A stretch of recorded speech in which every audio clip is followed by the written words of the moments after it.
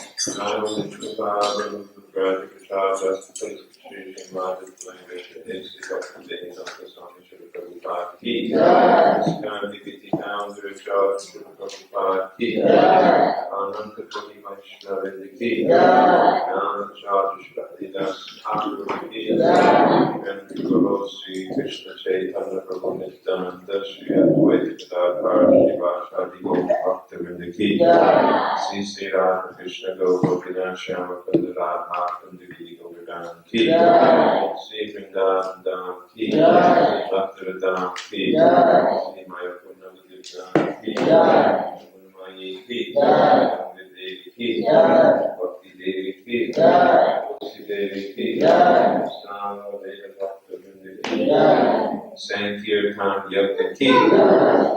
All glories assembled the Lord. All glories assembled the Lord. All glories to the Son of the Lord. Lord Premanandi.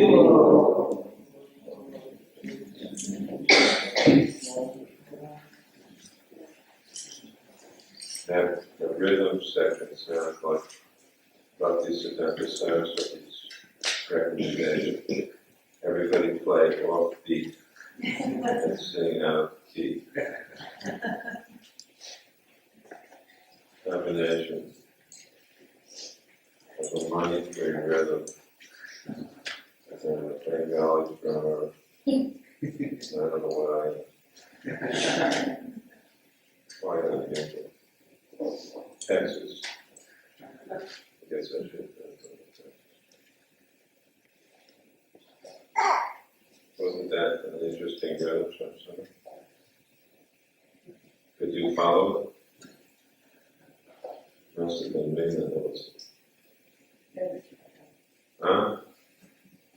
What? So it was. We need something like it. Om Gyanitamandasya Janan Ganan Gadapsu.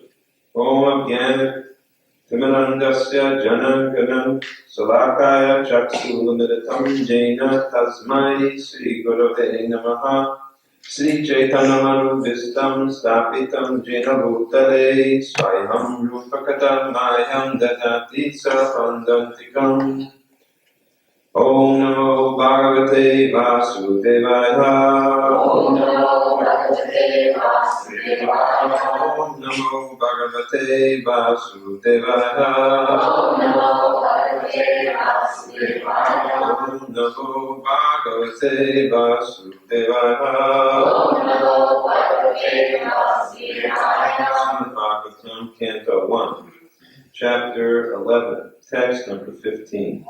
Dvari,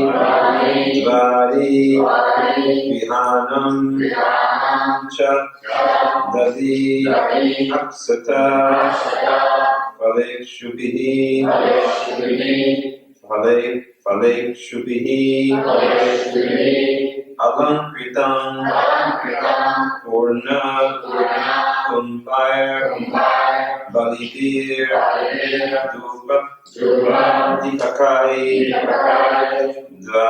Dvari, Grihanam Cha, Dati Yakshata Falek Shubhi, Alankritam Purna Kurumbhir, Balivir Dupati Pakai, Dvari Grihanam Cha, Natyakshata Falek Shubhi, Alankritam Purna Kumbhir, Balivir Dupati Pakai, Dvari Grihanam Cha, Dati Akshata Falek Shubhi, Alankritam Purna Kumbhir, Balivir Dupati Pakai,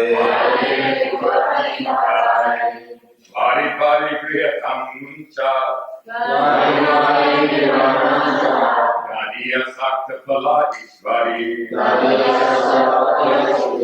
Alankritam Purna Kumbhir,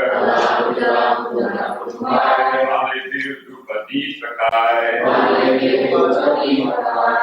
Vari Grihanam Cha, Adi Akshata Falek Shubhi, Alankritam Purna Kumbhir, Balibir Drupa Dipakai. Dwari Dwari Hanamcha.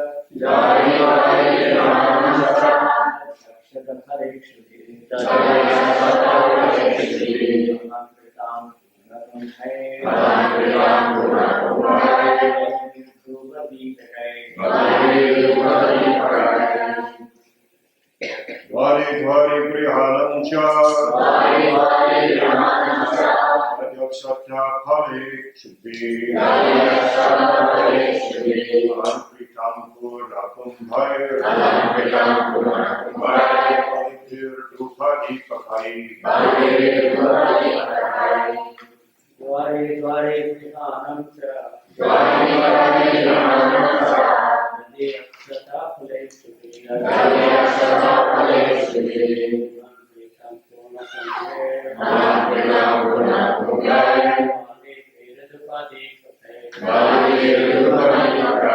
Ladies,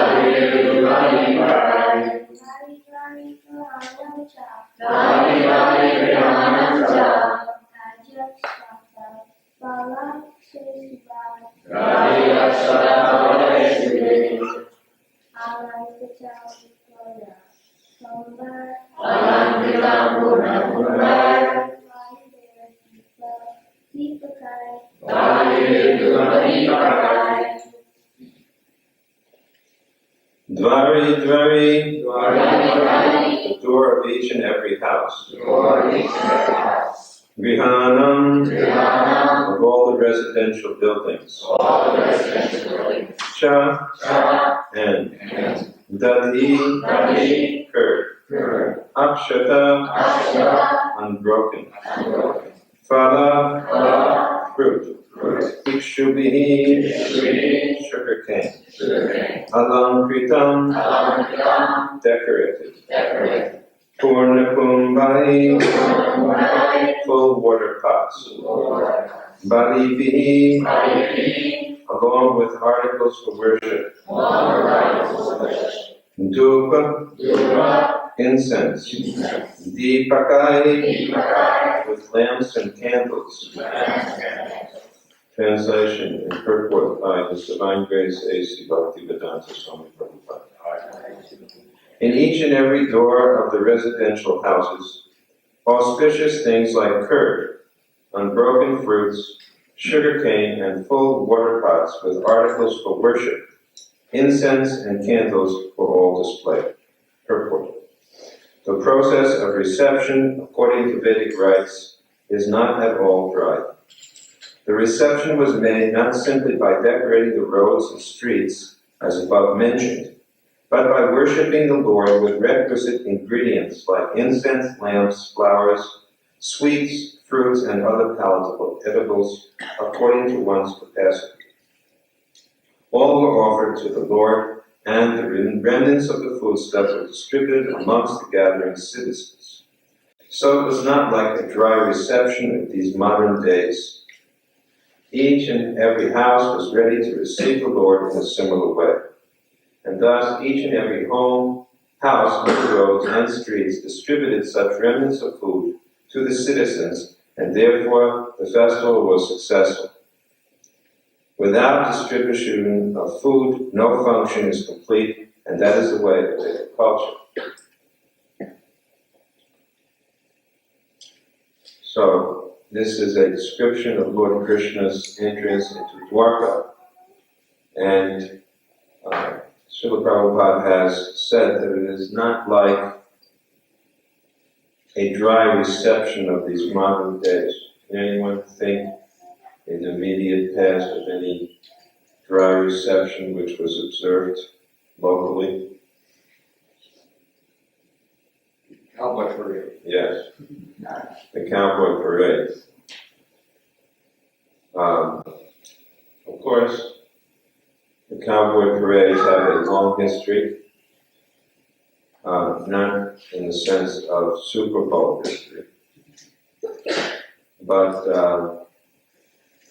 in the sense of Haribol history. That means that Lord Krishna is the original cowboy, and he and his playmates used to go on parade every day. Early in the morning, they would set out for the forests to tend the cows, as you can see in this nice painting. And later in the day, when it was very warm, they would take their cows to the Yamuna, as we can see in that painting. And in the evening time, they would again come on home on the parade, along taking their cows with them. Krishna was given the tending of the cows by his father because they are part of a cow herding community. This is certainly a very wonderful fact that the Supreme Personality of Godhead chooses to appear and eternally appears and eternally exists within a community of cow herders. As we always note, the only thing that they know of this in America is the saying, holy cow. The reason that the cow is holy is Namo Brahmanya Devaya Go Brahmanya Hitaya Cha. Cow is very dear to the Brahmins, the Vaishnavas, and the cows and Brahmins are very dear to the Lord. Why is the cow so dear? Because she provides so much service. We can judge the dearness of someone by the degree of their service, or the spirit of their service, because service is an indication of selfless dedication. Service is not something which is like barter, which is a form of business, in which two people exchange things reciprocally and are unwilling to part with whatever they have unless they get something in exchange. But service is something quite different. In service, there is no consideration of something in return. Rather, one is inspired out of a mood of devotion. This is, of course, spiritual devotional service. There are other types of service, just like slavery is a type of service. But a slave did not serve voluntarily. If any slave had been given a choice, of course some slaves even were so much attached to their masters they chose not to leave. But generally slaves would leave. But we don't see that attitude on the part of Krishna's devotees. Although sometimes we are called slaves. You people are enslaved by this society, or you're enslaved by your God. But as Prabhupada commented, what is a question of slavery or not being enslaved? Everyone is enslaved. Everyone is forced to serve. The other day we were studying the issue of free will, and there's a thing called determinism. Determinism means that the laws of nature are governing the universe, and on account of these universal laws, every circumstance is affected. Every circumstance. There's nothing that exists, no situation which occurs which was not affected by some law of the universe. Even in the Bhagavatam, we see that Prabhupada makes the point that every motion of our body, whether it's this, movement of the senses, the organs, knowledge gathering, acquiring organs, or the active organs, they're controlled by one or more demigods. So when, we hear the word laws of nature, Prabhupada immediately says, who's the lawmaker? And nature is under the control, ultimately, of Krishna. Not only of Krishna, but under Krishna, all of the demigods. There's no question about this, that all things are controlled and very difficult to get free. Devi Shabunamai. Mamamaya Dirakaya, Mame Viye Papatyante, Mayamitam Sarantite. Prakrite Kriyamanani. The Prakriti and Gunas. The Prakriti is shaped into Gunas. They're all under the Devi Prakriti. They're ultimately under the control of the divine Krishna. It's the supreme divine. So, the question of, free will, can you do anything on your own? If everything is controlled by material laws, and all circumstances are affected, and therefore whatever you will to do really is just an outcome of circumstance, then the question is raised, can you be held responsible for what you do? If everything is forced upon you, is it really your fault? This question naturally arises. So I was explaining to one professor that our view is that there's no question of whether there is free will or no free will. The question is not free will or no free will. The question is not whether we're controlled or not controlled. The question is who is controlling us. That's the actual question which Srila Prabhupada raises. The question is who is going to control you? Because one way or another, you are under somebody's control. Either you'll be under the control of Maya, or you will be under the control of Krishna. There's no way around that. So, when we deal with the Supreme Lord and His activities, however, we're not talking about someone who's under control. Maya yakshena prakrite suyate sacharachanam hitunam ekakonte jagati parivartate. The material energy, Krishna says, is working at the mind control.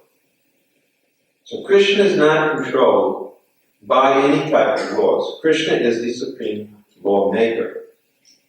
And the demigods work under him. And when we see Krishna's activities within his Leela, his pastimes, we should not misunderstand that these are, activities which are under the material laws of nature. Because Krishna said, Janma karma jame didyam. Yovam veti tattvatah. Tattvadeham punajama naitimameti savarjan. Anyone who understands my activities will get liberated. Now, if his activities are mundane, then why should they produce liberation? They don't. If they were mundane. But they do produce liberation because they're transcendental. And what does transcendental mean? Transcendent of the laws of material nature. And we cannot be. Even the movement of an eyelash is controlled by some demigod. You can't be free. The only question is, who is going to control you? Now we see, Prabhupada gives an example, a very nice example, that either you will be controlled by the loving potency or by the angry energy of the Lord. And the metaphor given is a kitten is grasped in the teeth of a cat. When a kitten feels its mother, biting it in the scruff of the neck, it doesn't feel anger, fear, or any such emotion, but love. But that's those same cat's teeth, when they go into the neck of a rat or a mouse, is death personified. So here we have an example of the same teeth. So the same point is being made, that Krishna, like the cat, Krishna is like the cat, or Krishna's energies are like the cat. And if you are a devotee, then the pinch is loving. But if you're not a devotee, then it's death personified. So Prabhupada says that everyone has to accept the existence of God. Some will accept God's existence in a loving way and surrender with devotion.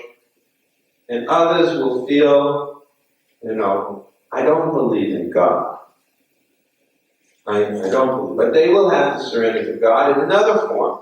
I am Mrityu Sarva Haras Chaham, all devouring death.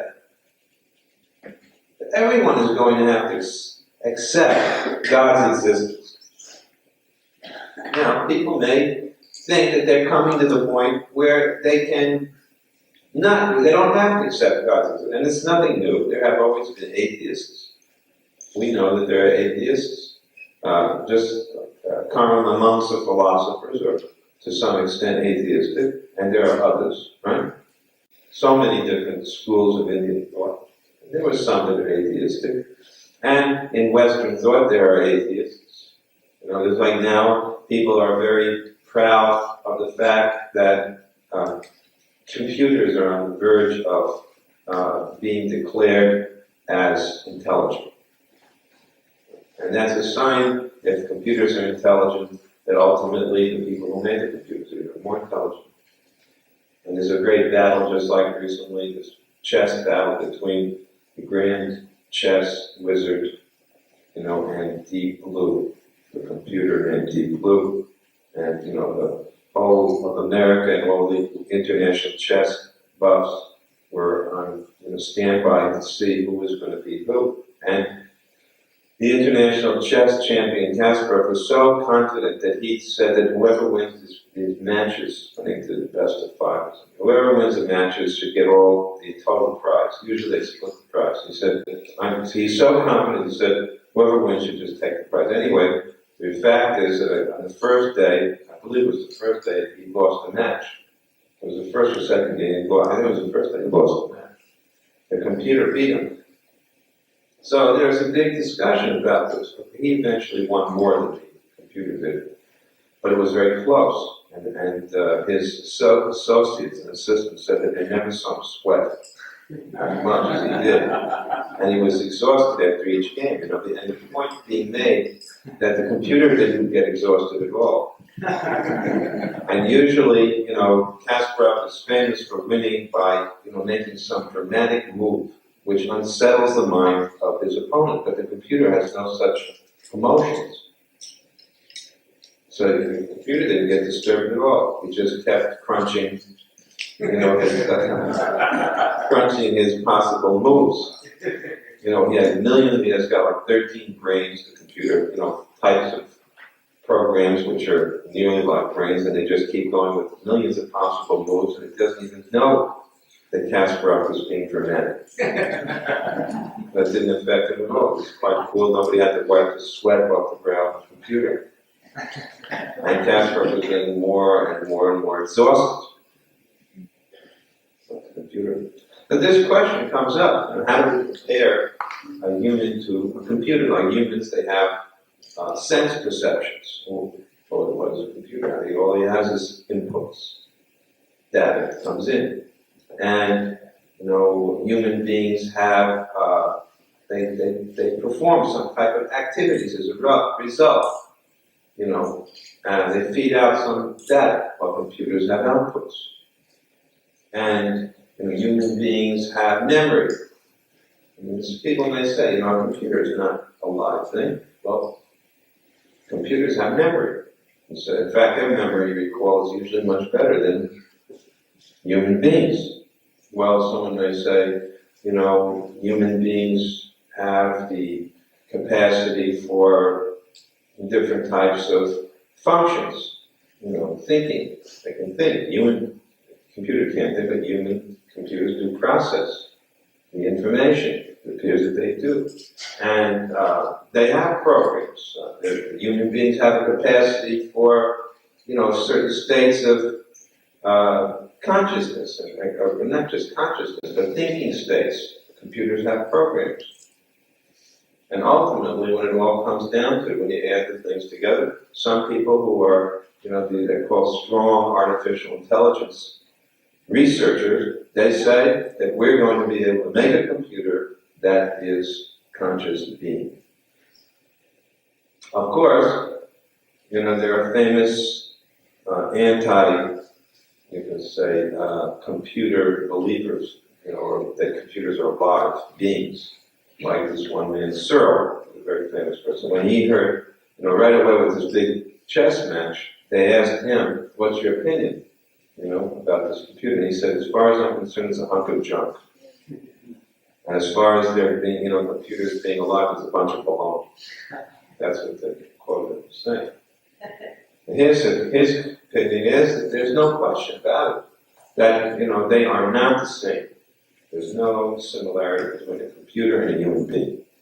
And even if you make, say you get a computer, and even if they got him to the point where he looks like a human, they could give him some type of human-like skin, a humanoid, but he's not going to be a computer. Why? Because he has no real intelligence.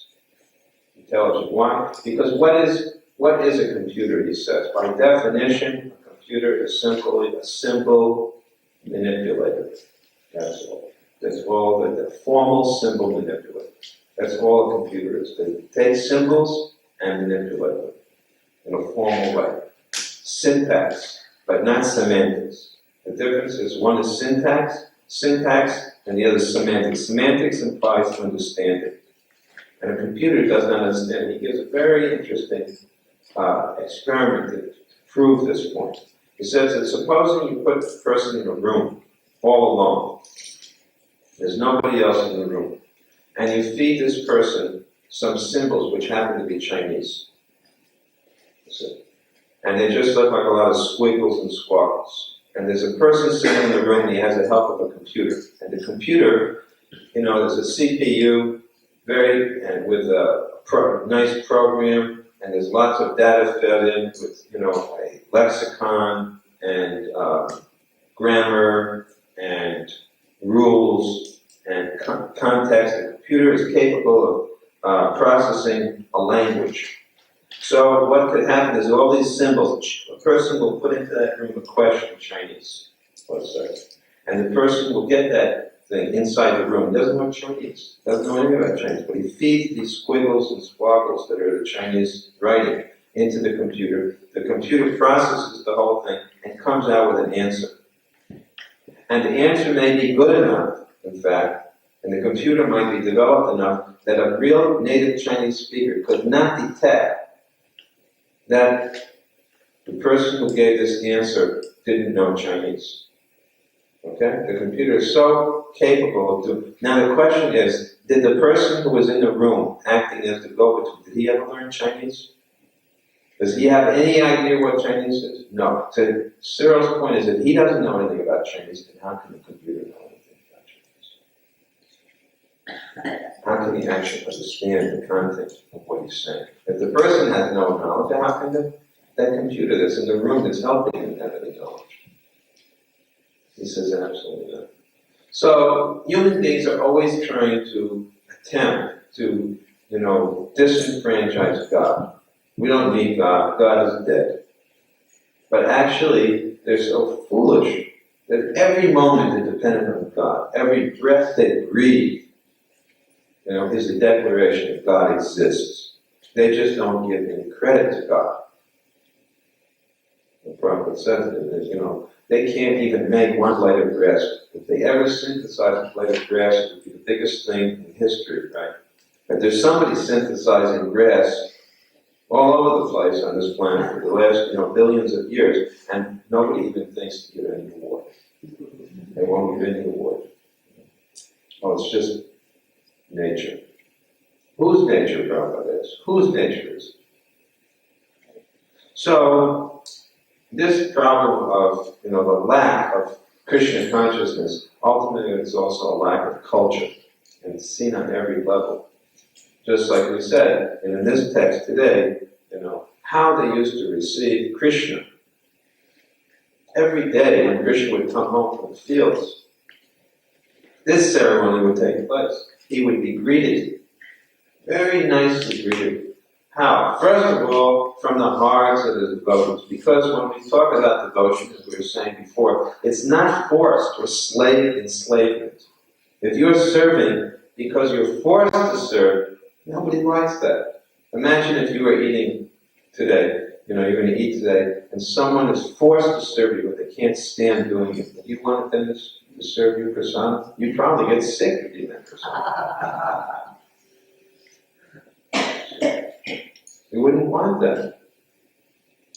Because unless bhakti is there, unless there's some sincerity and devotion, it has no attraction. So the first point is that when Krishna comes home, he's received with so much loving, and it's all shown through the eyes. The love pours out of the eyes of the residents of Braj when Krishna comes back with his countless friends. Now we see, you could say, making a comparison, the same love was shown to, our modern day Texas cowboys, namely the Dallas Cowboys, because they're the only Cowboys practically left in Texas. There's a few running around on Jeeps, herding cattle, but the biggest cowboys, the most famous cowboys now, are not the ones with the lassos at the rodeo, but the ones on the gridiron. Not the ones who use an iron, but the gridiron is the football field. And they made a big reception for their heroes. But anyone who, had the misfortune to turn on the boob tube and watch, the ones who are even more intelligent and went to see them in person, has to admit that, as Prabhupada says, it was a dry reception. Dry reception. I mean, at least in New York City, when they greet a hero, they throw confetti, which is really, what is confetti? Old newspapers shredded. And you can just imagine our civilization. All the offices take whatever used paper, no, it's not new paper, any kind of used paper, and they shred it. And then they have huge garbage cans of the shredded paper. And when the hero goes below, 10, 20 stories below, they take the garbage cans and throw it out the window in his head. And this is the way you receive a hero. I mean, can you imagine what the people of Vedic times, if they saw this, what they think is going on? How would they understand this ceremony? Well, whenever our heroes come, whatever leftover garbage we have to throw it on their heads. This is bizarre. Look at what was offered to Krishna. Flowers were thrown. Flower petals were thrown. And, incense was wet. What are the smells of New York? Dog stool. The hero has to ride down a street full of dog stool. And at the time, or horrible meat, singed flesh restaurants. This is the aromas that waft, into their nostrils.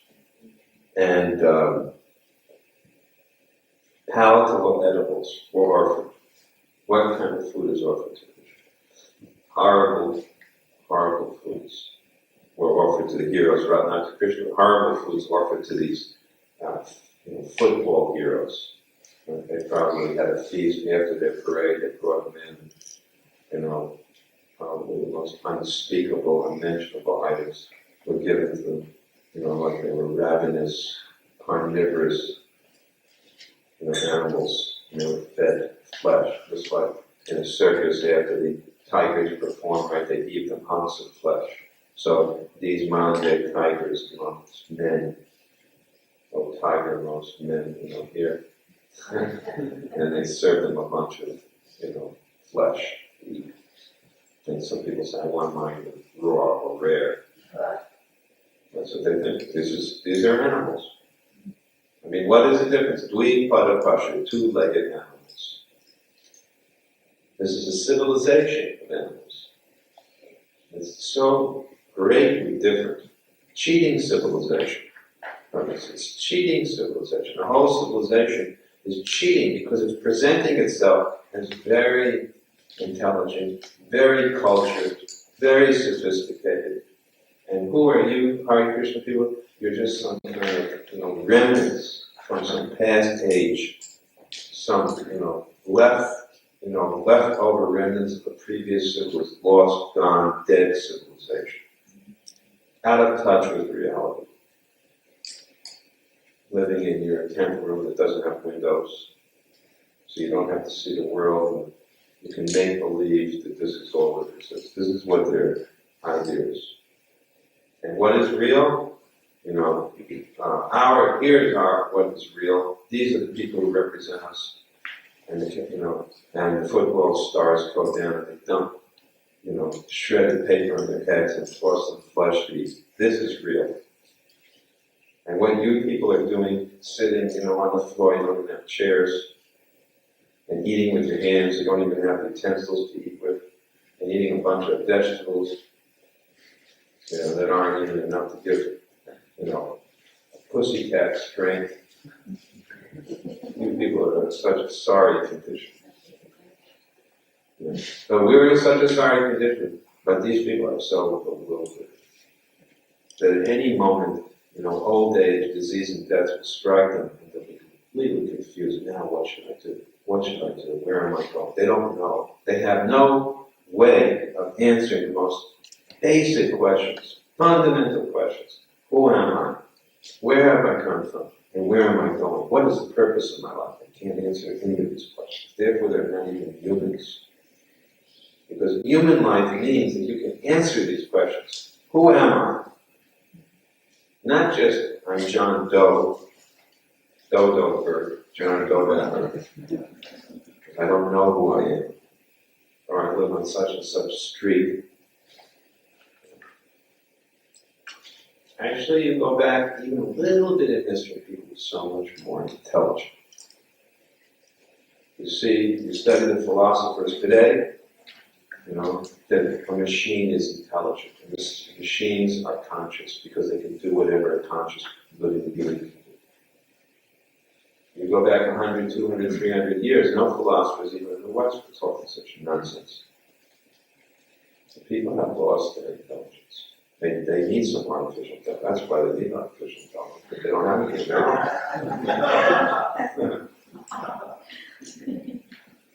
Lucky for them that they haven't invented this artificial intelligence, because otherwise it wouldn't be anything intelligent anymore. So we are not going to be dependent on this type of machine intelligence, because if you ask a machine, who are you, and what are they going to answer? What's the purpose of life? And you just judge if the machine, machine chants Hare Krishna. They can simulate the chanting of Hare Krishna. They won't feel anything. Won't be any better for it or any worse for it. No effect whatsoever. So, we have to absorb ourselves in remembering this Vedic culture. We have to read regularly from the Bhagavatam, see the deities regularly, chant the holy names of the Lord, associate with the devotees of the Lord. Prabhupada said, we have to inoculate ourselves against the onslaught of Maya, the powerful influence of Maya. This whole society that we're living in is very powerful influence. We have to inoculate ourselves against it to protect ourselves from the influence of this deadly civilization. It is a civilization of death. That's all it is. Civilization of death, because the material body is a corpse. And the only thing which has life is the soul within the body. And a civilization which pays no interest or gives no importance to the soul within is a civilization dead. And there's no consideration given to the soul. And when it is, it's with slightest understanding of, what the soul is, what God is. Slightest understanding. Barely. It's like babies. The attempts of present-day religions to try to comprehend God. Sometimes it may be somewhat sophisticated, but God is moving further and further away because their behavior, these people's behavior, is sinful by and large. They may be well-intentioned, but the culture, which is part of their religion, is very fallen. So they don't have such a grasp as could be possible to understand who God actually is and how I can have loving relationships with Him. We are fortunate. Don't misuse. Don't take it lightly. It's like I see. Always see it. I said this the other day that although so many devotees live in this community, very few devotees come to the temple for Mangalarti to greet the deities. It just life goes on. I can't understand how you've made such an effort to live here, and it is an effort to live in these towns. And you have a temple, and you have the ceremony, but you don't attend. And the less people that attend, the less wonderful are the ceremonies, because naturally, the more devotees, the merrier. And so what you're missing out. No matter how busy you are, just put some time aside. You don't get your priorities right. What is a little bit of time to be in the temple with your fellow devotees, chanting and dancing a little bit, hearing class, worshiping the Guru. These things this is life, this is spiritual life. Otherwise it will be material life. We have to put our priorities, First priority is your spiritual life. Starts there, and everything else comes after that. Not that you can afford to put that as a second thing. So we'll stop here and ask if there are any comments or questions.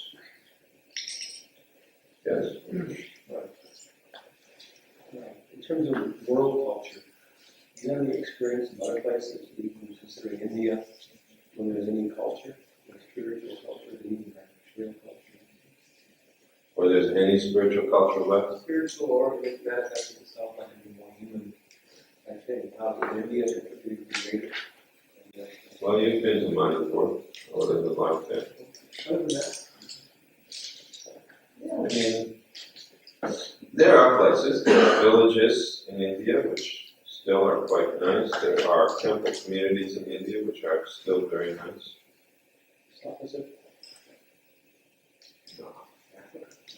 I wouldn't know why. I'm sure there are also communities of other religious traditions. Within their very community is probably very nice.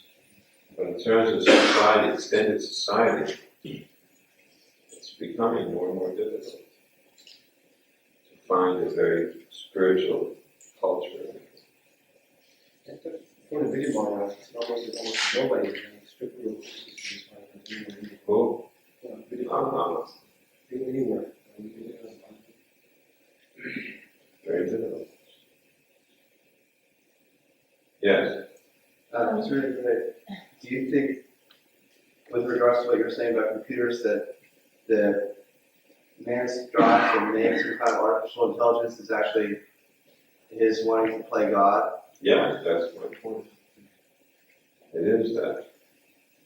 Human beings want to create a machine. Okay, but then as Prabhupada would say, all right, fair enough.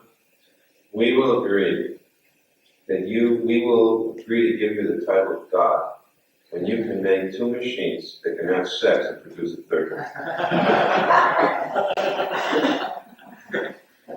You create a male computer and a female computer and let them produce a baby computer. And then we'll consider seriously your offer of becoming God. Until that time, you're just a hunk of junk. Manufacturers of hunks of junk. Actually, in terms of what you're saying about material being dead and spiritual being alive. Sometimes people like that kind of the idea that computers can someday become as good as or even better than human beings. And actually, it seems to me that that's actually true. And the sense in which it's true is that if you ask a human being who he is, where he's been, what he's doing, what sort of life is, they'll give you answers that are very similar to what a computer might be. Yeah, so humans are becoming more and more like computers. And computers are becoming more and more like humans. And neither of them are becoming like the devotees of God.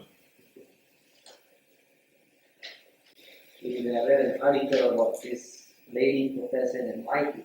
She had a whole team of very brilliant researchers working under her to create real intelligence in the computer. But after laboring for 10 years, she admitted that actually the computer can never be really intelligent. She said that this whole thing is a failure. You never really create intelligence in the computer. Yeah, well, Searle's argument is a good one. He says, by very definition, they are formal symbol manipulators. But that in itself, by definition, disqualifies them, because formal means as opposed to with meaning or semantic understanding. The very definition of what a computer is, it just puts them out of the running for being intelligent. They cannot be conscious or intelligent. And this book is titled Artificial Intelligence, the very idea. Yeah, they're very good. Any other questions or comments? Yes. It seems that the more people become dependent on scientific advancement, the weaker we become physically, also and mentally, and people seem to become impoverished all around. Yeah, physical impoverishment, not only mental impoverishment, is also going on. Everywhere, yes, because artificial food, it's not only artificial intelligence. Everything's becoming artificial. Even the air is becoming artificial. Eventually people may have to walk around with oxygen tanks in the back. Not for going underwater, but just for walking on the street. You'll see people with gas masks and oxygen tanks. They'll have to breathe in oxygen, special air. The water's already got to be changed. And what else has to be changed? The astronauts go up, and what is their meal? They sit down, they look at 3 little pills. That's their meal, 3 pills. Eventually they'll be able to simulate every aspect of a person's life. Then they can put the person to sleep. Just like there was one person who wrote an article. There was an article about someone who had been, some armed people come into a house and they grab this person while his wife is sitting, bind up his wife, tie her up, and they take him away. They're in white coats, they take him away, and she somehow struggles and sees a license plate number, and after about 5 hours, frees herself from the bonds, calls up a friend and says, my husband was just kidnapped. The license plate number is so the friend goes and searches it out, and it leads to a hospital. And then they go to this hospital, he jumps over the walls, barbed wire hospital, very unusual looking hospital. He finally gets in, opens a window, and when he looks through the slat in the door, he notices that his friend who had been kidnapped is lying on a table, and the top of his head is cut open, and they've taken his brain out and they've put it in a vat, and they've hooked it up with electrodes. And so he just can't believe it. Suddenly the lights go on in the room he's in, and all of these medics are standing behind him looking at him as if they're, just starts to think, well, I'm going to do the next thing. Immediately grab him, pin him down to a table, strap him down. And then suddenly he hears the voice of someone he recognizes, and it turns out to be his secretary from his office, who always had it in for him anyway. And she looks at him and she says to him, what are you worried about? I bet you think you're going to be the next one. She said, you don't have to worry, there's no chance of that. because we already took your brain out 3 months ago. And then let him go, and he never reports it to anyone, because he's always wondering, am I a brain in the vat, or am I, what's going on? Because the brain in the vat, they simulated all the, actions. She told him that right now your friend Harry thinks he's shaving, he's going to go to work, but actually it's just a brain in the vat. We put all this in the computer. So everything can be simulated, supposedly, to the point where, you can just be a brain in the vat. Now, the point is that, this is only a consideration, but the fact is that this is the madness in which, science is going. So they're trying to understand, but the purpose of all of their understanding is not to understand Krishna, and that is the defect. There's nothing wrong with scientific investigation within limits, short of cutting people's brain. There's nothing wrong with scientific investigation, but what is the purpose? Not to improve. They don't know what the goal of life is. If you don't know that the goal of life is to realize Krishna, Vishnu, then all of your scientific experimentation is for the wrong purpose. Putting your money in the wrong bank account, in other words. Working, depositing. Finally going to get your withdrawal and tell you, I'm sorry, you have no bank balance, sir. Huh? I've been depositing for 10 years. Well, something's wrong. And they look and say, oh my God, I put the money in the wrong bank account. So that's the problem. All of this experimentation, where is it leading to? To them becoming God. Instead of being a servant of God, they want to become God. The whole thing is in the wrong way. Now why don't they experiment how to make this a perfect civilization? That Prabhupada wanted. He was not against science. He said science should be harnessed for the use of serving Krishna. We're not against scientific advancement, but it should be used for the proper purpose, just like this microphone, jet planes, a car. We use them for Krishna's service. We're not against scientific advancement, but it should be to further the real goal of life, which is to know who I am and who God is.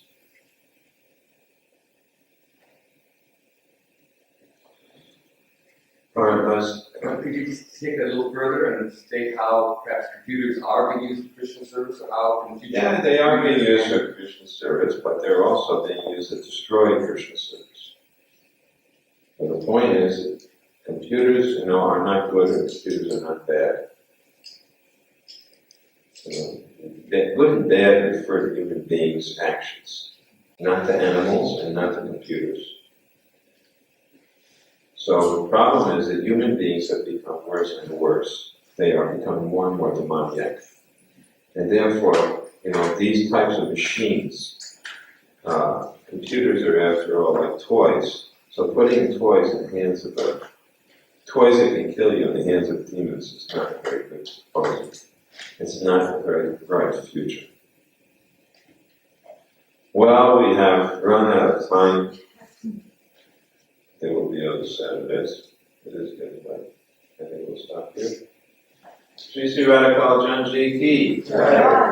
Shri Sri Radha Govinda Ki. Pranam Baladev Subhadra Devi Ki. Gauritai Ki. Prabhupada Ki. Gaur Bhaktivedanta Ki. Gaur Premanandi.